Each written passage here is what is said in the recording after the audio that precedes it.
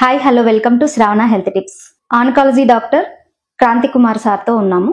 ఈరోజు head and neck క్యాన్సర్కి సంబంధించిన విషయాల గురించి, వాటి నివారణ గురించి, ఎలాంటి జాగ్రత్తలు తీసుకోవాలో, ఒకవేళ క్యాన్సర్ వస్తే ఎలాంటి ట్రీట్మెంట్ తీసుకోవాలి అనేది సార్ని అడిగి తెలుసుకుందాం. నమస్తే సార్. నమస్తే అండి, నా పేరు డాక్టర్ క్రాంతి. నేను consultant head and neck surgical ఆంకాలజిస్ట్ని. నేను నా ఎంసీహెచ్ ట్రైనింగ్ని టాటా మెమోరియల్ హాస్పిటల్ ముంబైలో చేశాను. ప్రస్తుతం నేను కాంటినెంటల్ హాస్పిటల్లో వర్క్ చేస్తున్నాను. హెడ్ అండ్ నెక్ క్యాన్సర్స్ అంటే ఏంటి sir? Head and neck cancers అంటే మనకి సర్వసాధారణంగా మనము ఒక 6-7 భాగాలుగా విభజించవచ్చమ్మా. మెయిన్గా నోట్లో వచ్చే క్యాన్సర్స్ ఓరల్ క్యావిటీ క్యాన్సర్స్ అంటాము. నోటి వెనుక భాగంలో ఉండేదాన్ని ఓరోఫారింగ్స్ అంటాం. అంటే నాలుక వెనుక భాగంలో ఉండే క్యాన్సర్స్ కానీ, అంగిలి భాగంలో యువిలా అంటాం, ఆ భాగంలో వచ్చేదాన్ని ఓరోఫారింగ్స్ అంటాం.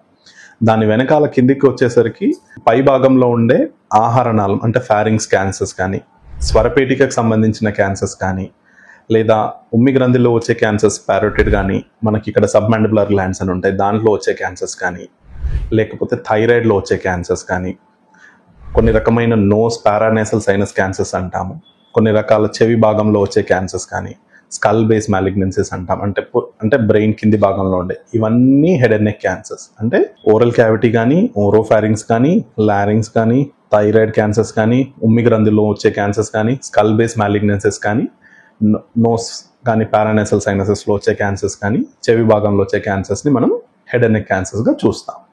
సార్, నోటి క్యాన్సర్ అంటే ఏంటి సార్? మామూలుగా నోట్లో వచ్చే క్యాన్సర్స్ని మేము నోటి క్యాన్సర్స్ని ఒక 8 భాగాలుగా డివైడ్ చేస్తాము. నాలుక మీద వచ్చే వాటిని, బుగ్గల్లో వచ్చే వాటిని, పై దవడెముకలు కానీ, కింది దవడెముకలు కానీ, అంగిలి భాగంలో వచ్చే క్యాన్సర్స్ని మనం నోటి క్యాన్సర్స్ అని అంటాం. నోటి క్యాన్సర్ రావడానికి కారణాలు ఏంటి sir? Majority of the times మన భారతదేశంలో చూసినట్టయితే నోటి క్యాన్సర్కి రావడానికి కారణాలు అంటే ఖచ్చితంగా అలవాట్లనే చెప్పగలుగుతాం. అంటే ఏ రకమైన అలవాట్లు అంటే తంబాకు, చూయింగ్ కానీ, గుట్కా, లేదంటే ఈవెన్ అంటే వక్కలు నమలడం కూడా ఇట్స్ ఎ బ్యాడ్ థింగ్. అంటే ఈ అలవాట్లు ఉన్నా కూడా ఖచ్చితంగా క్యాన్సర్ లక్షణాలు రావడానికి ఎక్కువ ఛాన్సెస్ ఉంటాయి. నోటి క్యాన్సర్ లక్షణాలు ఎలా ఉంటాయి సార్? నోట్లో అంటే మనకి ఏదైనా చిన్న పుండులాగా అయ్యింది, దాన్ని మనం నెగ్లెక్ట్ చేయకుండా ఉండగలగాలి. అంటే చిన్న పుండు వచ్చింది అని ఖచ్చితంగా డాక్టర్ దగ్గరికి వెళ్ళాలని కాదు, బట్ ఆ పుండు ఒక 3 వారాల మించి ఉంది అనుకోండి, ఖచ్చితంగా దాన్ని నెగ్లెక్ట్ చేయడానికి లేదు. ఖచ్చితంగా దాన్ని మీరు చూయించుకోవాల్సి వస్తుంది. అంటే కన్సల్ట్ అవ్వాలి, డాక్టర్ గారిని కన్సల్ట్ అయ్యి ఆ పుండు ఏంటి, దాని అంటే నివారణకు కావాల్సినది ఏంటి, ఒకవేళ అవసరమైతే తగ్గట్లేదంటే దాన్ని బయాప్సీ అది చేయాల్సి వస్తుంది. నోటికి సంబంధించిన క్యాన్సర్ లక్షణాలు పుండుతో కాకుండా ఈవెన్ మెడలో లింఫ్ నోడ్స్ అని ఉంటాయి, మెడలో ఆ భాగంలో లింఫ్ నోడ్స్ వచ్చినా కూడా అంటే అవి నెగ్లెక్ట్ చేయడానికి లేదు. నోటి క్యాన్సర్ వచ్చిందని ఎలా గుర్తిస్తాం సార్? నోటి క్యాన్సర్ కి సంబంధించి ఇప్పుడు ఇందాక చెప్పినట్టే ఆ లక్షణాలు ఉంటాయి. ఏదైనా పుండు, ఏదైనా గాయం, ఏదైనా స్వెల్లింగ్, అంటే కణితిలాగా ఎనీథింగ్ స్వెల్లింగ్ అంటే ఒక 3 వారాలకు మించి తగ్గట్లేదు అని అంటే మనం కొంచెం జాగ్రత్త పడాల్సి వస్తుంది. ఖచ్చితంగా దాన్ని చూయించుకోవాల్సి వస్తుంది. డాక్టర్ గారిని కలిసి సంప్రదించి అదేంటి అనేది చూయించుకోవాల్సి వస్తుంది. నోటి క్యాన్సర్ని తొందరగా గుర్తిస్తే నయం చేసే అవకాశం ఉంటుందంటారా సార్? ఖచ్చితంగా అమ్మా. ఎనీ క్యాన్సర్స్ అంటే for that matter A cancer కైనా ఎర్లీ స్టేజ్లో మనం గుర్తించగలిగితే దానికి నివారణ అంటే క్యూర్ అయ్యే ఛాన్సెస్ చాలా చాలా ఎక్కువ. మెయిన్గా మనకు ఏమవుతుందంటే భయం వల్ల అది మనకు రాదేమో, మనకు కాదేమో అనే భయంతో most of the times accept చేయం. ఫస్ట్ ఆఫ్ ఆల్ అదంటే అది క్యాన్సర్ అనే విషయాన్ని మనం యాక్సెప్ట్ చేయం. నాకెందుకు వస్తుందిలే అని ఒక ప్రాసెస్లో అలా డిలే చేసి ఎర్లీ స్టేజ్లో ఉన్న క్యాన్సర్ని కాస్త అడ్వాన్స్ స్టేజ్కి తీసుకెళ్తాం. యాజ్ ఎర్లీ యాజ్ పాసిబుల్ ఒకవేళ మనకు అట్లాంటి లక్షణాలు ఏమైనా కనిపించాయంటే ఖచ్చితంగా డాక్టర్ గారిని సంప్రదించాలి. అదేంటో ఎవాల్యుయేట్ చేయించుకోవడం అన్నిటికంటే బెస్ట్ వే టు క్యూర్. నోటి క్యాన్సర్ని గుర్తించడానికి ఎలాంటి పరీక్షలు చేస్తారు సార్? మంచి ప్రశ్న అమ్మా. అంటే యూజువల్లీ మన దగ్గరికి పేషెంట్ ఇప్పుడు కొన్ని రకమైన సిమ్టమ్స్ అంటాం, అంటే చూపిస్తారు. అంటే ఇది నోట్లో పుండు ఉంది అని చెప్తాం కదా ఇందాక, అది తగ్గట్లేదు, 3 వారాలకు మించి ఉంటుంది అని, లేకపోతే కొన్నిసార్లు బ్యాడ్ స్మెల్ రావడము, లేదా మెడలో లింఫ్ నోడ్స్తో రావడము, అట్లాంటి లక్షణాలతో వస్తారు. సో అలాంటప్పుడు మనం ఫస్ట్ అండ్ ఫార్మోస్ట్ చేసేది ఏంటంటే ఒక చిన్న ముక్క, అంటే బయాప్సీ అంటాం, అంటే ఒక చిన్న ముక్క తీసి టెస్ట్కి పంపిస్తాం. అది ఏ క్యాన్సర్, ఎట్లాంటి టైప్ ఏంటి అనేది చెప్పడానికి ఒక చిన్న ముక్క తీసి టెస్ట్కి బయాప్సీ కోసం పంపిస్తాం. ఇది కాకుండా అవసరాన్ని బట్టి కొన్నిసార్లు మనం సిటీ స్కాన్ అంటాము, సిటీ స్కాన్ కానీ ఎంఆర్ఐ కానీ అవసరాన్ని బట్టి చేస్తాం. నోటి దుర్వాసన అనేది ఎక్కువగా వస్తే ఖచ్చితంగా క్యాన్సర్ ఉన్నట్టేనా సార్? అది నోటి శుభ్రతకు సంబంధించిన దుర్వాసన అనేది నోటి శుభ్రత లేకపోవడం వల్ల వచ్చేది. కానీ కొన్నిసార్లు పుండు ఉందనుకోండి, ఖచ్చితంగా దుర్వాసన వస్తుంది.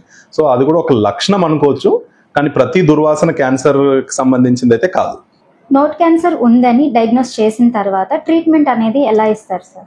మెనీ టైమ్స్ ఏమవుతుందంటే నోటి క్యాన్సర్కి surgery is the main modality, అంటే సర్జరీయే మెయిన్ ట్రీట్మెంట్ అవుతుంది. తర్వాత అవసరాన్ని బట్టి అడ్జువెంట్ ట్రీట్మెంట్ అంటాం, అంటే రేడియేషన్ కానీ కీమోథెరపీ కానీ. ప్రస్తుతం అంటే మనం యూజువల్గా గైడ్ లైన్స్ వైజ్ చూసినట్టయితే సర్జరీయే main modality of treatment. So unfortunately చాలామంది పేషెంట్స్ ఏం చేస్తారంటే భయం వల్ల సర్జరీ అనేసరికి ఏవో షార్ట్ కట్స్ వెతుక్కోవడానికి రేడియేషన్ అని అలా వెళ్తూ ఉంటారు. But ultimately the main treatment ఈ నోటి క్యాన్సర్కి మాత్రం ఖచ్చితంగా మెయిన్ ట్రీట్మెంట్ సర్జరీయే. సర్జరీ తర్వాత అవసరాన్ని బట్టి మనం ఫైనల్ రిపోర్ట్ వస్తుంది, దాన్ని బట్టి స్టేజ్ని బట్టి మనకి అడ్వాన్స్ స్టేజ్లో ఉంటే అప్పుడు ఖచ్చితంగా రేడియేషన్ కానీ కీమోథెరపీ కానీ యాడ్ చేస్తాం. నోటి క్యాన్సర్కి ఇప్పుడు ట్రీట్మెంట్ తీసుకున్న తర్వాత ఎన్ని రోజులు రికవరీ టైం అనేది వస్తుంది సార్? నార్మల్గా అది మళ్ళీ సేమ్ అదే అమ్మ, అంటే మొదటిగా అంటే ఎర్లీ స్టేజ్లో రికగ్నైజ్ చేస్తే ఏమవుతుందంటే వాళ్ళ ఫాస్ట్ రికవరీ ఉంటుంది, బోత్ ఆంకలాజికల్లీ అంటే క్యాన్సర్ పరంగా కూడా క్యూర్ అయ్యే ఛాన్సెస్ ఎక్కువ ఉంటాయి. అదే కొంచెం అడ్వాన్స్ స్టేజ్లో వచ్చారనుకోండి, అప్పుడు ఏంటంటే ఆహారం నోట్ నుంచి తీసుకోలేని పరిస్థితి ఉంటుంది. కాబట్టి మేము వేరే చోటు నుంచి కండ లాంటిది ఫ్లాప్ అంటాం, ఆ ఫ్లాప్తో రీకన్స్ట్రక్షన్ అది చేస్తాం. కాబట్టి టెంపరీగా ఒక 2 నుంచి 3 వారాలు ఆ భాగానికి రెస్ట్ ఇవ్వాలి. కాబట్టి రైల్స్ ట్యూబ్ ఫీడింగ్ అంటే ముక్కులో పైపు ఉంటుంది, దాని ద్వారా ఆహారం అది ఇస్తాం. యూజువల్లీ ఒక 2 వారాల్లో they will be back to normal.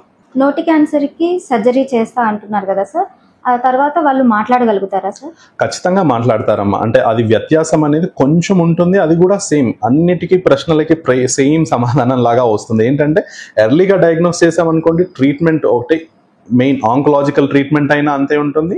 Even functional అంటాం, ఇప్పుడు మీరు అడిగే ప్రశ్నలన్నీ ఫంక్షనల్, అంటే పేషెంట్ ఆహారం తీసుకోగలుగుతాడా, మాట్లాడగలుగుతారా, అంటే గాలిగొట్టం ఉంటుందా, ఇవన్నీ ఏంటంటే ఫంక్షనల్ రిలేటెడ్ ఇష్యూస్. ఈ ఇష్యూస్ని కూడా తగ్గించడానికి ఛాన్సెస్ చాలా చాలా ఎక్కువ ఉంటాయి మనం ఎర్లీగా ట్రీట్ చేస్తే.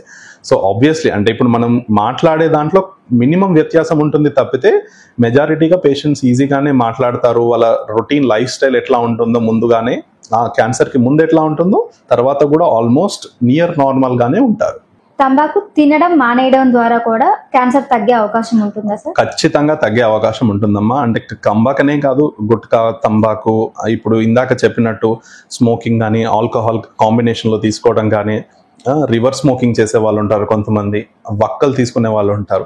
యాజ్ ఎర్లీ యాజ్ పాసిబుల్ ఇప్పుడు వాళ్ళు ఇమీడియట్గా స్టాప్ చేసి క్విట్ చేశారనుకోండి, ఆ క్యాన్సర్ వచ్చే ఛాన్సెస్ అంటే ఇన్సిడెంట్స్ అనేది తగ్గిపోతూ ఉంటుంది వాళ్ళ లోపల. మెల్లిగా over a period of time వాళ్ళు మామూలుగా అలవాట్లు ఉన్న వాళ్ళతో పోలిస్తే ఖచ్చితంగా తగ్గిపోతుంది. So it is always better to stop and quit the habits. Thank you sir. Head and neck cancers గురించి చాలా వివరంగా తెలియజేశారు. థ్యాంక్ యూ సో మచ్ అమ్మా, ఇట్స్ ఎ గ్రేట్ ఇనిషియేటివ్. మీకు ఏదైనా డౌట్స్ ఉంటే కామెంట్ రూపంలో తెలియజేయండి. Please like, share and subscribe Shravana health tips. Please like, share and subscribe Shravana Health Tips. Thank you.